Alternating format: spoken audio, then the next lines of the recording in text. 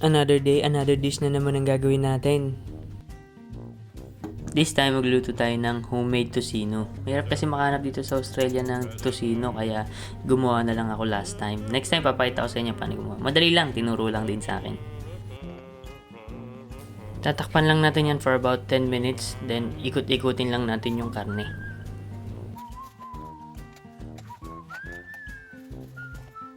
Hintayin lang natin mag-reduce, then ikot-ikutin lang natin. Pag nagsisimula na siyang maprito, hinaan na natin yung apoy. Tapos, ikot-ikot lang, ikot-ikot, hanggang sa mahilo yung karne. Dahil nagbabawas tayo sa kanin, mag-iinit na lang tayo ng Lebanese bread. Tsaka maghiwa tayo ng lettuce.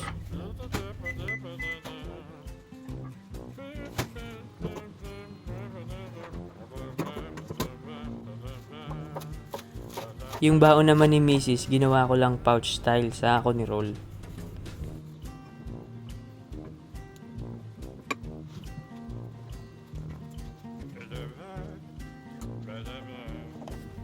Tapos yung iba, hindi ko na binalot.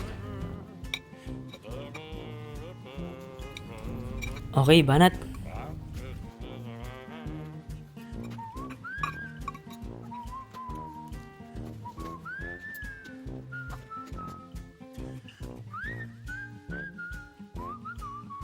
Masarap naman siya. Almost similar dun sa nabibili dyan sa Pilipinas. Nasarapan din si Mrs. kaya okay na ako dun. Yun lang. Salamat. See you next meal.